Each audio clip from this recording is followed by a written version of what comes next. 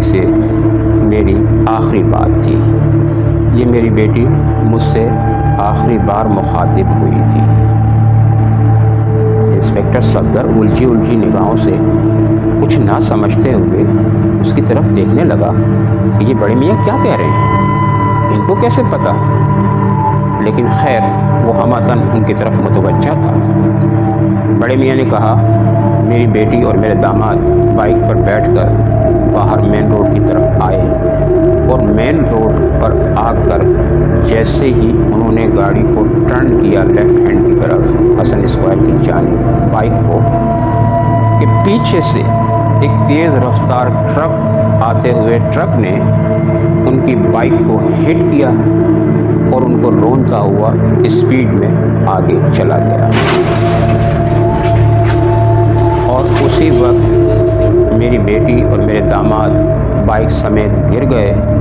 آدھے fit path پر گرے تھے، آدھے بائک کے نیچے دبے ہوئے تھے، اور ایک دم سے لوگ وہاں جمع ہو گئے۔ آہستہ آہستہ ادھر ادھر سے آ کے کچھ لوگ جمع ہو گئے، انہوں نے ایمبولینس وغیرہ کو اطلاع دی، پولیس کو اطلاع دی، لیکن بعد میں پتہ چلا کہ میری بیٹی اس جگہ پر آن دا اسپاٹ ہی انتقال کر گئی تھی۔ البتہ میرے داماد میں ابھی شاید کچھ جان باقی تھی، بعد میں وہ ہاسپٹل جاتے ہوئے وہ بھی اس دنیا سے کوچ کر گئے، اور اس طرح یہ دونوں میاں بیوی انتقال کر گئے۔ یہ آج سے 3 سال پہلے کا واقعہ ہے۔ میری بیٹی اس دنیا سے چلی گئی۔ پوری بات سننے اور سمجھنے کے بعد انسپکٹر صفدر کے ذہن میں پھر آندھیاں چلنے لگیں۔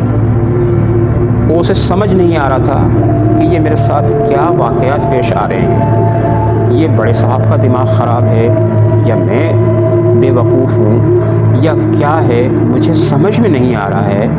ابھی جس خاتون کی انہوں نے تصویر دکھائی، یہ خاتون میرے ساتھ گاڑی میں بیٹھ کر سفر کر کے میرے ساتھ آئی ہے، میں نے ان کی آواز سنی ہے، میں نے ان سے باتیں کی ہیں۔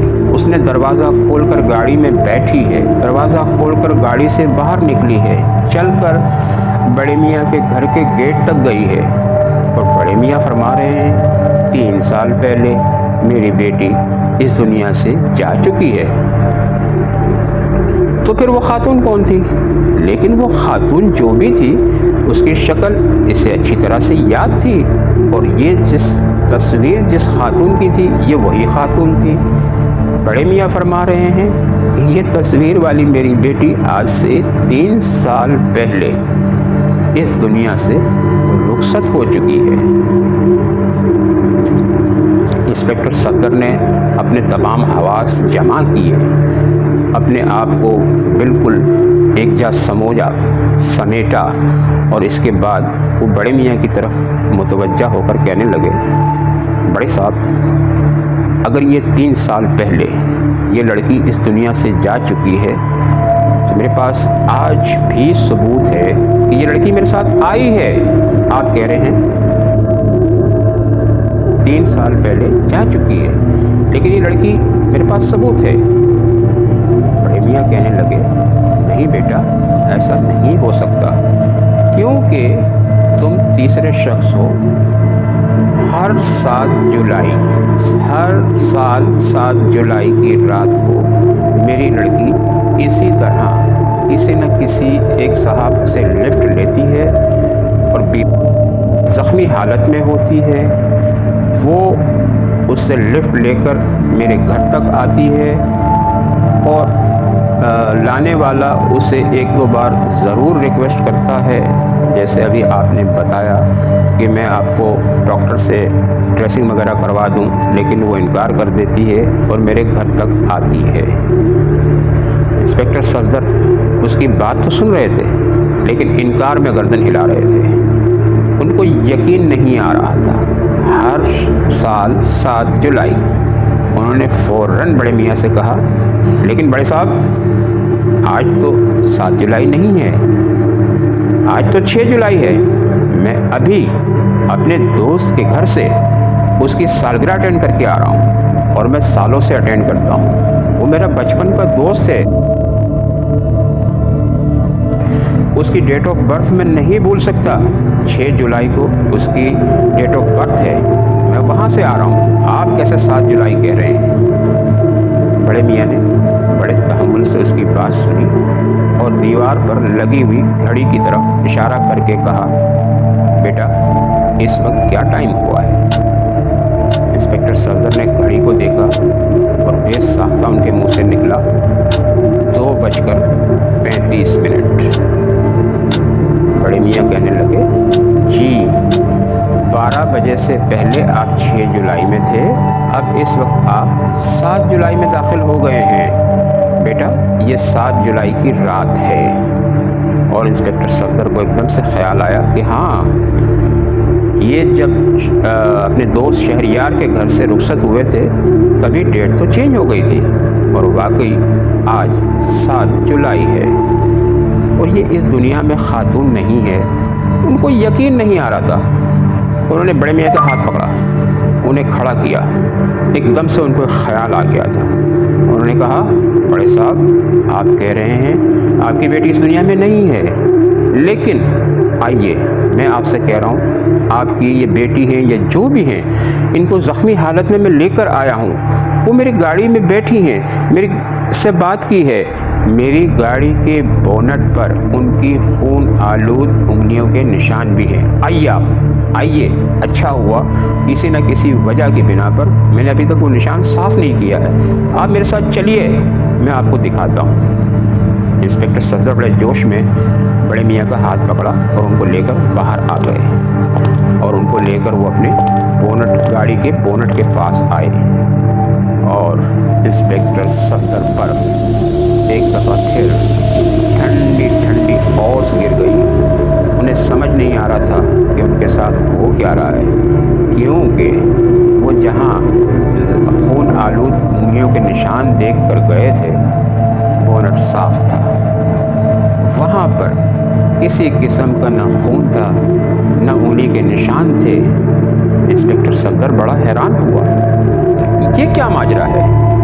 اس کی ایک دم سے انسپکٹرانہ حس جاگ گئی. وہ اس بونٹ کے قریب ناک لے جا کے سونگھنے لگا.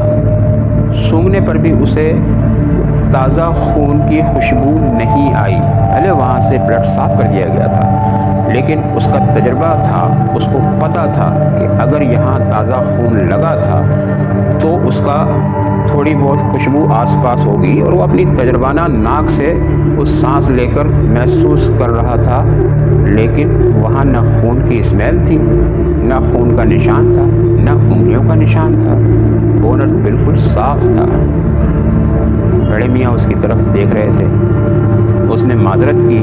انسپکٹر صفدر نے بڑے میاں سے معذرت کی, اور انہوں نے بچوں کی طرح ان کو یقین دلانے کی کوشش کی کہ میں نے یہاں پر انگلیوں کے نشان دیکھے ہیں, خون آلود انگلیوں کے نشان تھے, میں آپ سے جھوٹ نہیں بول رہا ہوں. بڑے میاں نے اس بات میں گردن ہلائی اور اس کے کندھے پر تھپتھپا کر اسے اندر آنے کا اشارہ کیا. انسپکٹر صفدر دوبارہ بڑے میاں کے پیچھے پیچھے گیٹ سے داخل ہوئے, گیٹ بند کیا, کمرے میں جا کر بیٹھ گئے. انسپکٹر صفدر کو سمجھ نہیں آ رہا تھا کہ اس کے ساتھ ہو کیا رہا ہے. انسپکٹر صفدر کبھی بڑے میاں کو دیکھتے, کبھی تصویر کی طرف دیکھتے, خاموش بیٹھے ہوئے تھے. بڑے میاں نے ایک دفعہ پھر اس سے خاموشی کو توڑا اور صفدر سے مخاطب ہوئے. بیٹا تم صحیح کہہ رہے ہو, میں تمہاری بات کو غلط یا جھوٹ نہیں کہہ رہا ہوں, لیکن میں بھی صحیح کہہ رہا ہوں, تم بھی صحیح کہہ رہے ہو. فرق یہ ہے کہ جو تم نے دیکھا وہ تم کہہ رہے ہو وہ بھی صحیح ہے, اور جو میرے ساتھ بیتی ہے میں وہ تمہیں بتا رہا ہوں, اور یہ بھی صحیح ہے. آج سے 3 سال بیشتر ان کی شادی ہوئی, اور وہ شادی کے 8ویں دن 7 جولائی کو اس دنیا سے رخصت ہو گئیں. اور اس کے بعد اگلے سال یعنی پہلا سال پورا ہونے پر ایک مشہور و معروف ہمارے ملک کے ایتھلیٹ ہیں, ان سے ملی, ان سے لفٹ لی. انہوں نے یہاں میرے گھر پہ ان کو ڈراپ کیا. دوسرے سال ایک بہت बड़े बिजनेसमैन थे, मेरे दोस्त के बेटे थे। उनसे तफसीली बात होने के बाद मुझे ये पता चला था। उनसे लिफ्ट ली, यहाँ आए, घर पर आए थे।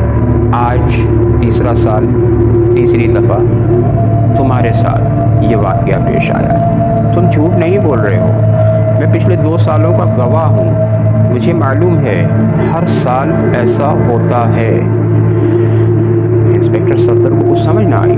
इंस्पेक्टर सफदर ने एकदम से तस्वीर को हाथ में लिया और बड़े गौर से देखने लगे, लाशऊरी तौर पर। उनका कुछ समझ में नहीं आ रहा था कि मैंने तस्वीर क्यों उठाई है, मैंने तस्वीर को हाथ में क्यों पकड़ा है। वो बिल्कुल आईने की तरह अपने सामने उस तस्वीर को पकड़कर उसे बड़े गौर से देखने लगे और एकदम से इंस्पेक्टर सफदर फिर हैरतों के समंदर में मोते मारने लगे। उन्हें ऐसे लग रहा था जैसे कि लड़की एक दफ़ा फिर पलके झपक रही हो, उसके बाल हल्के हल्के से वेव कर रहे हों, लहरा रहे हों।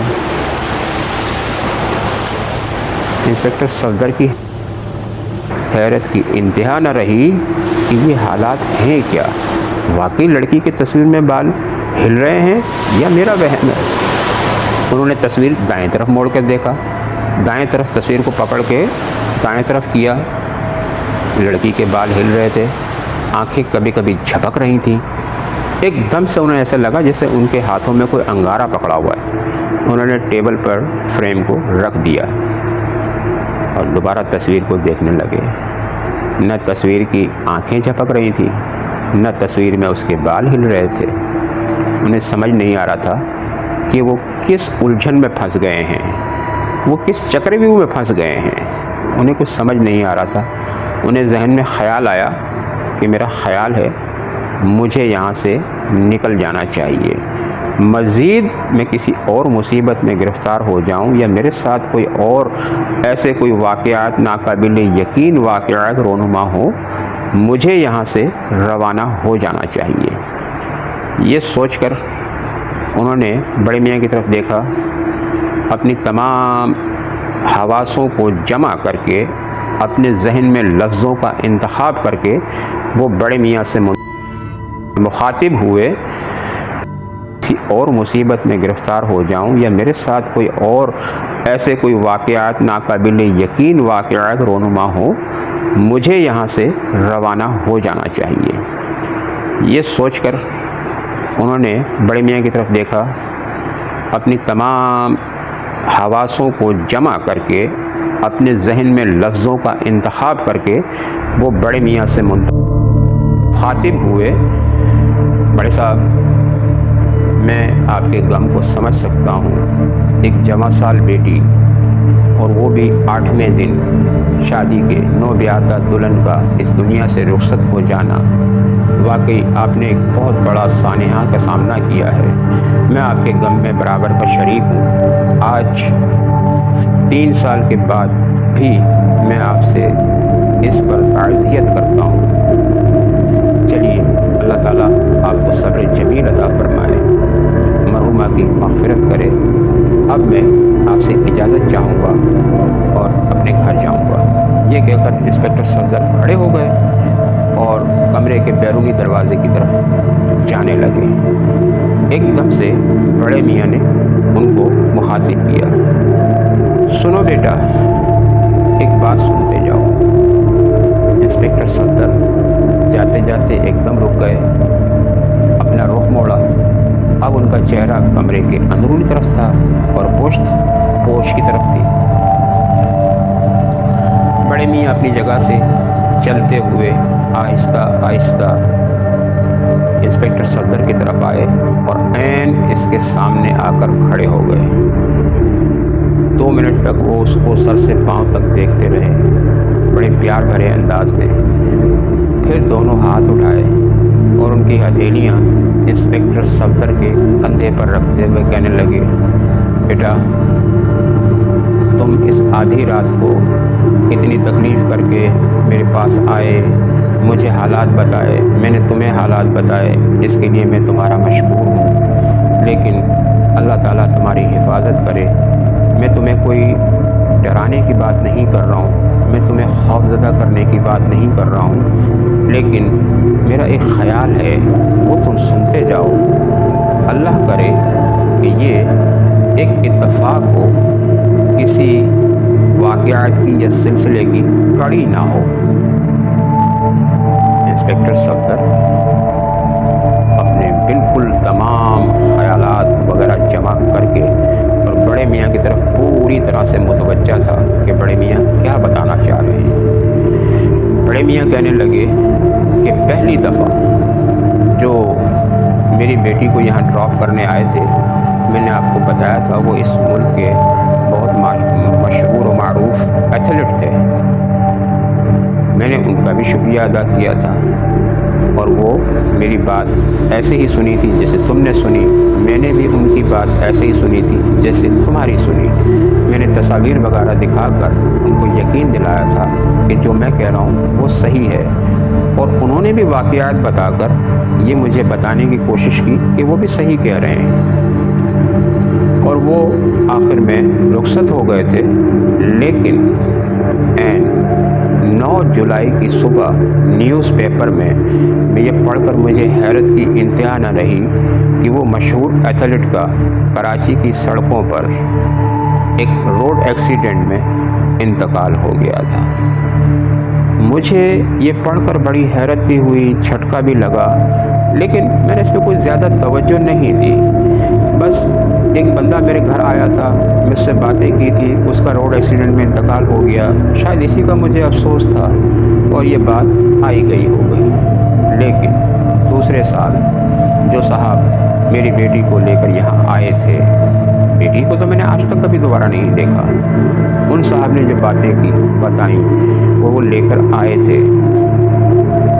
ان سے جب تفصیلی بات ہوئی تو وہ میرے ایک عزیز دوست کے بیٹے تھے، اور بہت اچھے، بہت مشہور، کامیاب بلکہ کہنا چاہیے بزنس مین تھے۔ میں نے ان کا بھی شکریہ ادا کیا، وہ بھی چلے گئے، رخصت ہو گئے، اور 8 جولائی کو ان کے پکنک کا پروگرام تھا اپنے دوستوں کے ساتھ، وہ ہاکس بے میں نہاتے ہوئے پانی میں ڈوب کر اس دنیا سے کوچ کر گئے تھے۔ بیٹا، میرا دل بہت دہل رہا ہے، کاش کہ یہ دونوں اتفاق ہوں اور یہ کسی سلسلے کی کڑی نہ ہو، کوئی روایت کی کڑی نہ ہو۔ میں اللہ سے دعا کروں گا کہ تمہاری زندگی کو محفوظ رکھے، تمہیں صحت اور تندرستی کے ساتھ زندہ رکھے۔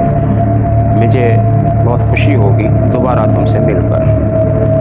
انسپکٹر صفدر نے بھی اس کی طرف دیکھا اور اس کو تسلی آمیز انداز میں کہنے لگے، بڑے صاحب آپ فکر نہ کریں، اللہ جو کرے گا بہتر کرے گا۔ یہ کہہ کر انہوں نے بالکل اباؤٹ ٹرن موڑ کر ذیلی گیٹ کی طرف، باہر کے گیٹ کی طرف بڑھ گئے۔ بڑے میاں ان کے پیچھے پیچھے، وہ گیٹ سے باہر آ کر انسپکٹر صفدر اپنی گاڑی کی طرف روانہ ہو گئے۔ بڑے میاں نے گیٹ بند کر کے، لاک کر کے، پورش کی لائٹ بند کر کے، اور وہ شاید گھر کے اندرونی حصے میں چلے گئے۔ انسپکٹر صفدر نے دوبارہ وہاں کھڑے ہو کر بونٹ کو دیکھا، اور واقعتاً وہاں کوئی نشان، کوئی انگلیوں کا نشان، کوئی خون کا نشان نہیں تھا۔ انسپکٹر صفدر نے اپنے سر کو جھٹکا اور گیٹ کھول کر، دروازہ کھول کر گاڑی کا اپنی گاڑی میں بیٹھ گئے۔ انسپکٹر صفدر نے سوچا کہ میں یہاں بیٹھ کر، کھڑا ہو کر سوچتا رہوں گا، جتنا سوچوں گا اتنے ہی خیالات آتے رہیں گے، لہٰذا مجھے فوراً یہاں سے نکل کر اپنے گھر پہنچ جانا چاہیے۔ انسپکٹر صفدر نے گاڑی کو اسٹارٹ کرنے کی کوشش کی، مگر گاڑی اسٹارٹ نہیں ہو رہی تھی۔ انسپکٹر کہنے لگے، یہ کیا بات ہے، ابھی تو گاڑی بالکل ٹھیک ٹھاک تھی۔ انہوں نے سوچا، انہوں نے دوبارہ انجن میں چابی گھمائی، سلف مارا، لیکن گاڑی اسٹارٹ نہیں ہوئی۔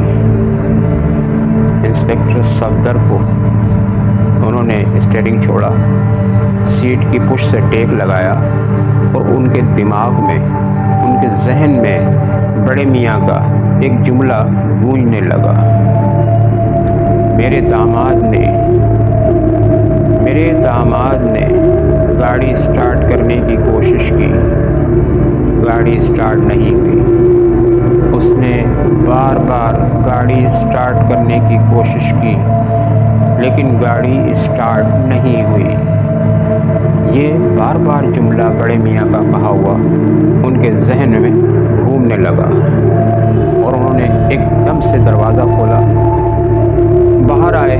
باہر کی فضا میں انہوں نے لمبے لمبے سانس لیے، ادھر ادھر دیکھا، اپنے آپ کو ریفریش کیا اور اس کے بعد دوبارہ سیٹ پر بیٹھ کر ٹرائی کیا کہ اب مجھے کیا کرنا چاہیے۔ وہاں تو انہوں نے چوکیدار کو بھیج کر ان کے داماد نے ایک مستری کو بھی بلا لیا تھا۔ یہاں تو ایسا کچھ ہے نہیں، کیا مجھے یہاں سے ناکام گاڑی بند کر کے لاک کر کے پیدل جانا پڑے گا؟ میرے ساتھ کیا ہوگا؟ آئندہ کیا ہونے والا ہے؟ یہ سوچتے ہوئے انہوں نے لاشعوری طور پر دوبارہ چابی کو گھمایا اور اب کی بار ان کی حیرت کی انتہا نہ رہی کہ گاڑی سٹارٹ ہو۔ جیسے ہی گاڑی سٹارٹ ہوئی، انسپکٹر صفدر نے آؤ دیکھا نہ تاؤ فوراً اس سوسائٹی سے گاڑی کو باہر کی طرف بھگانے کی کوشش کی اور بالآخر وہ اس سوسائٹی سے باہر آ گئے۔ مین روڈ پر آ کر انسپکٹر صفدر نے گاڑی اپنے گھر کی طرف موڑ دی۔ انسپکٹر صفدر گیٹ کے قریب پہنچے، چوکیدار نے گاڑی دیکھی اور گیٹ کھول دیا۔ صفدر نے گاڑی اندر کھڑی کر کے اپنے گھر کے اندر داخل ہو گئے۔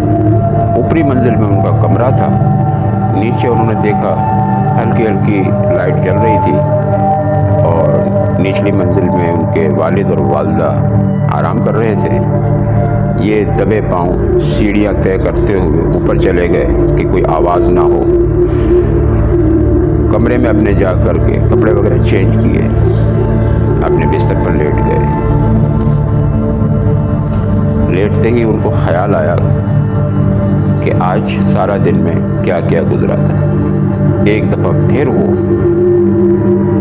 شہریار کے گھر سے نکل کر اور باقی جو ان کے ساتھ ہوئی تھی وہ تمام ان کے ذہن میں گونجتی رہی، گھومتی رہی اور وہ اس کو سوچتے رہے کہ ایسے کیوں ہوا، ویسے کیوں ہوا، یہ کیسے ہو سکتا ہے، وہ کیسے ہو سکتا ہے۔ انہیں آنکھیں بند کر کے تصور میں وہ سب دیکھتے رہے، ہوتے رہے، اس میں کیا حقیقت تھی، کیا حقیقت نہیں تھی، اور ان کو سب خیال آتے رہے۔ انہوں نے ایک دم سے اچانک آنکھیں کھولی اور چھت کی طرف گھورنے لگے۔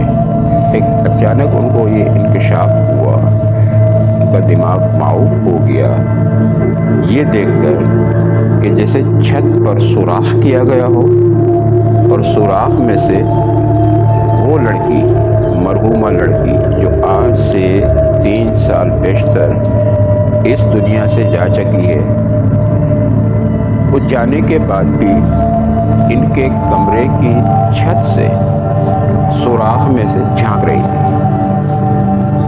صفدر حیران ہو گئے، یہ کیا معاملہ ہے؟ چھت میں سوراخ کیسے ہوا؟ کیا یہ میرا وہم ہے یا واقعی چھت کے سوراخ میں سے وہ لڑکی جھانک رہی ہے؟ کہ ایک دم اس کے ہنسنے کی، کہا لگانے کی آواز آئی۔ انسپکٹر صفدر چونک کر اٹھ کر بیڈ پر بیٹھ گئے۔ انہوں نے چھت کی طرف دیکھا دوبارہ، لیکن چھت تو کچھ نہیں تھا، چھت تو بالکل ٹھیک ٹھاک تھی، نہ سوراخ تھا نہ لڑکی تھی۔ انسپکٹر صفدر نے سوچا کہ یہ میرا وہم سارا ہو رہا ہے، جو آج میرے ساتھ حالات اور واقعات پیش آئے یہ مجھے وہم کی دنیا میں لے جا رہے ہیں بار بار، اور میری ذہن یہاں وہاں بہک رہا ہے۔ وہ انسپکٹر صفدر دوبارہ لیٹ گئے۔ انسپکٹر صفدر دوبارہ لیٹے اور سوچنے لگے کہ یار مجھے اس سے جان چھڑا کر کے اپنے آپ کو سونے کی تیاری کرنی چاہیے، میں سو جاؤں تبھی اس سے جان چھوٹے گی۔ لیکن وہ آنکھیں بند کرتے پھر لڑکی کی تصویر آ جاتی ہے سامنے، آنکھیں کھولتے ہیں تو پھر خیال آ جاتا ہے، چھت پہ کبھی لڑکی نظر آتی ہے، کبھی سائڈ پہ نظر آتی ہے، وہ ایک دم سے اپنے رخ چینج کرتے ہیں، لیٹے لیٹے دائیں طرف کروٹ کر لیتے ہیں اور سونے کی کوشش کرتے ہیں۔ ان کے کروٹ لیتے ہی ان کے سامنے دیوار پر کھڑکی پہ پڑا ہوا پردہ اچانک سے ہلنے لگتا ہے۔ صفدر غور سے دیکھتے ہیں کہ کھڑکی بند ہے، کمرہ بند ہے، دروازہ بند ہے، سب کچھ بند ہے، تو یہ پردہ ہل کیسے رہا ہے؟ وہ اس کو یک ٹک گھورتے رہے کہ کیا میرا یہ وہم ہے، کیا میں نے غلط دیکھا، یہ میری سوچ ہے؟ لیکن اچانک دوبارہ پردہ ہلتا ہے۔ اس سے پہلے پردہ ساکت تھا، ہلتا ہوا ان کو محسوس ہوا، پھر ساکت تھا، پھر دوبارہ ہلا، اور ان کو محسوس ہوا جیسے اس دبیز پردے کے پیچھے کوئی ہے اور وہ ایک طرف سے دوسری طرف گیا ہے، دیوار اور پردے کے بیچ میں ایک سائڈ سے دوسری سائڈ پر گیا ہے، تو یہ پردہ ہلکی سی حرکت میں آیا ہے۔ انسپکٹر صفدر ایک دم بیٹھتے ہیں، چھلانگ مار کر پردہ پورا کھینچ کر کھول دیتے ہیں۔ سامنے کھڑکی نظر آتی ہے جو بند ہے اور پردے کے پیچھے کوئی بھی نہیں ہے۔ انسپکٹر صفدر یہ سوچنے لگتے ہیں، پردہ کیوں ہلا، پردہ کیسے ہلا؟ پھر وہ اسے اپنے ذہن میں اپنی سوچ کا وہم سمجھ کر اپنے وہم کو علاج کرتے ہوئے انہیں ایک دم سے خیال آیا کہ مجھے ایک کام بہت پہلے کر لینا چاہیے جو ابھی تک میں نے نہیں کیا، اور یہ سوچ کر وہ بیڈ پر بیٹھ کر قرآنی آیات کا ورد شروع کر دیتے ہیں اور لیٹ جاتے ہیں، ورد جاری رکھتے ہیں، اور ورد کرتے کرتے کب وہ سو جاتے ہیں پتہ نہیں چلتا ہے۔ صبح تقریباً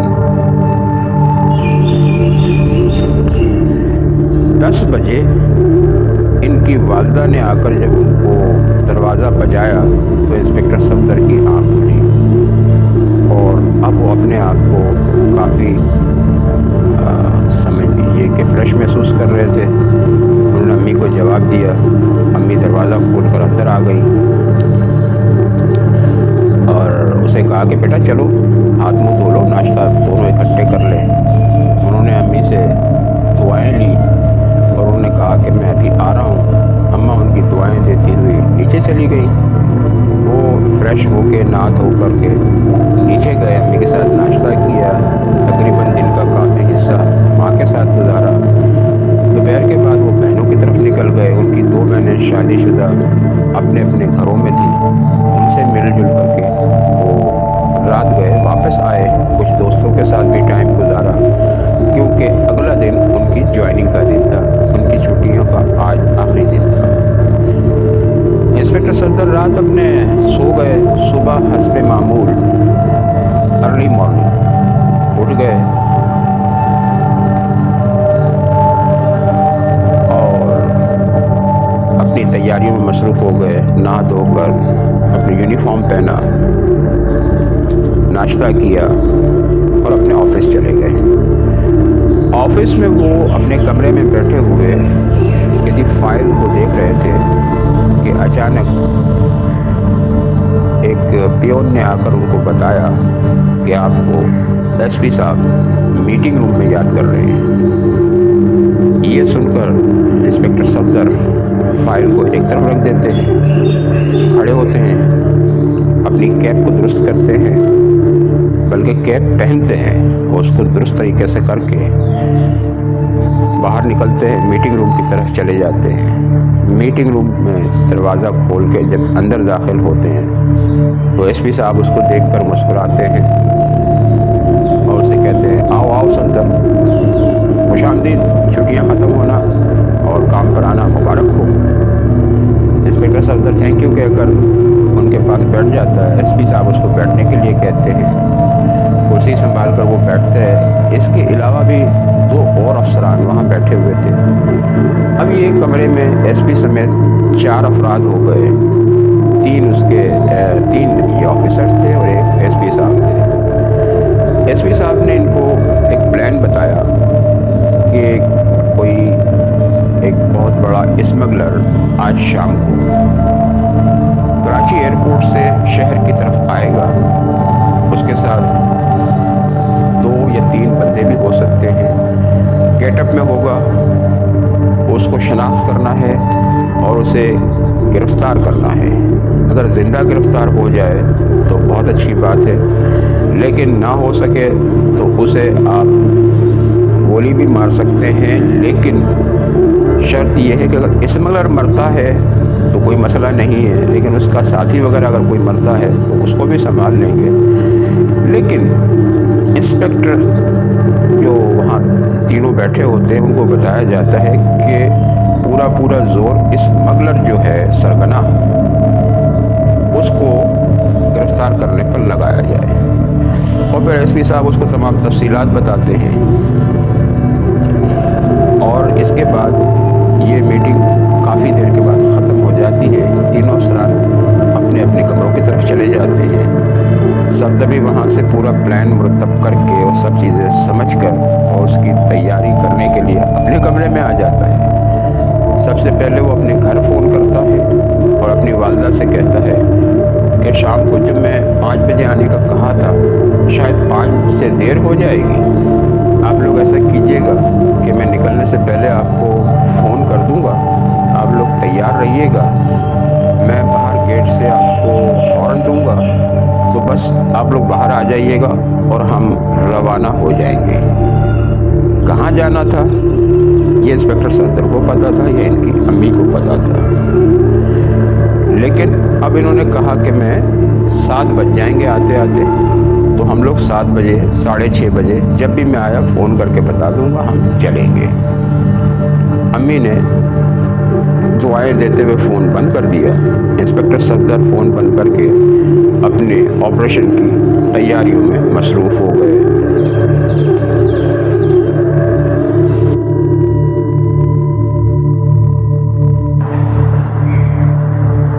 तो सामीन, ख़वातीन और हज़रात, यहाँ इंस्पेक्टर सफदर अपने ऑपरेशन की तैयारी में मसरूफ़ हैं। हम ज़रा इनके घर की तरफ चलते हैं। शाम का टाइम है, शाम की चाय पी जा रही है लाउंज में। इंस्पेक्टर सफदर की वालिदा, वालिद और उनकी दोनों बड़ी बहनें शादीशुदा जो आज इनके घर आई थी सुबह से, वो बैठे कुछ गप्पियों में मसरूफ़ हैं। चाय का दौर चल रहा है। चाय ख़त्म होने के बाद ये तीनों माँ बेटियाँ वालिदा के कमरे की तरफ चली गई। वहाँ अंदर जाकर शाम के प्रोग्राम की तैयारी करने लगी। वालिद साहब कमरे में चले गए, वो अपना वहाँ कहीं मसरूफ़ हो गए। ये तीनों माँ बेटियाँ दरअसल आज शाम की तैयारी इसलिए कर रही थी कि इंस्पेक्टर सफदर के आते ही ये लोगों को जाना था शाम को इंस्पेक्टर सफदर की होने वाली ससुराल में। और उनकी आइंदा जो शादी के लिए, इंस्पेक्टर सफदर की शादी के लिए तारीख़, महीना, वक्त मुकर्रर करने का, आपस में मशवरा करने का सारा प्रोग्राम आज शाम को तय होना था। और ये तमाम लोग वहाँ मदऊ थे। दावत में भी एक किस्म की तकरीब भी, दावत थी, गैदरिंग थी, और वहाँ ये सारे प्रोग्राम तय भी करने थे शादी के बारे में। कि बाहर सन्नाटा था लाउंज में। ये लोग अपनी बातों में मसरूफ़ थी और लिबास वगैरह की सिलेक्शन हो रही थी। ये लिबास पहनना है, किसी ने, दूसरी बहन ने रद्द कर दिया, ये नहीं वो लिबास पहनो। और ख़वातीन का जैसे तरीक़ेकार होता है किसी गैदरिंग में जाने से पहले का, ये सिलसिला इनका चल रहा था कि बाहर टेलीफोन की घंटी बजने लगी लाउंज में।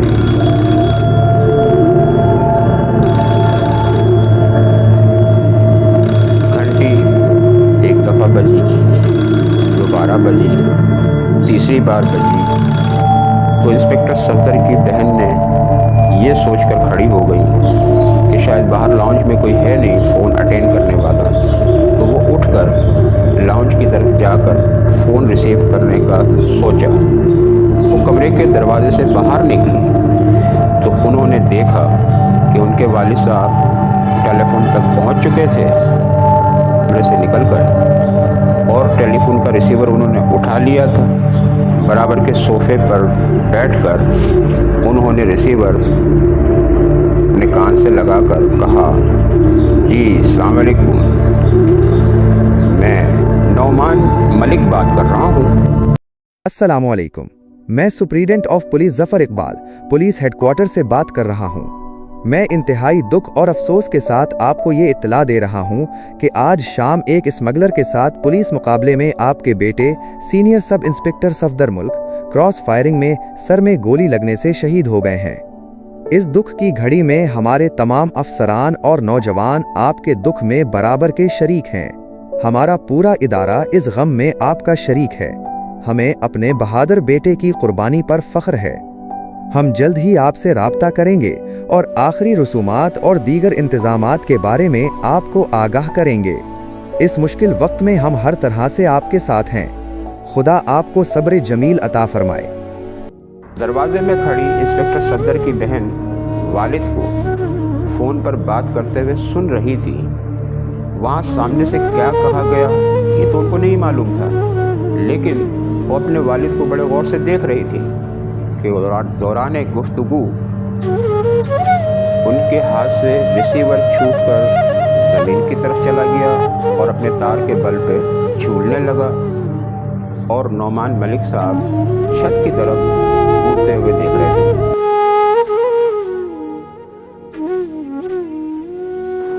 वो भाग के गईं, रिसीवर उठाया, कान से लगा के हेलो कहा। पैगाम उनको भी दोबारा बताया गया ये तारुफ करवाने पर कि वो इंस्पेक्टर सफदर की बहन है। सामने वाले ने दोबारा पैगाम दोहराया और हस्ब साबिक उनके मुंह से भी नहीं की आवाज़ निकली और उन्होंने रिसीवर रख दिया। ये आवाज़ सुनकर उनकी वालिदा और बाकी लोग भी आ गए बाहर, और इस तरह से ये शादी की तारीख़ तय करने के लिए जाने वाला हंसते बसता घर में एक कोहराम सा मच गया। क्या वाकई उस खातून का कहना कि दोबारा मुलाकात होगी, जल्द मुलाकात होगी, ये जुमला सच साबित हुआ और इंस्पेक्टर सफदर भी आज 9 जुलाई थी। इंस्पेक्टर सफदर भी इस दुनिया से 9 जुलाई को कूच कर गए। आपका क्या ख्याल है? ऐसा ही होता रहेगा? ऐसा ही होता आया है? सोचिए, गौर कीजिए।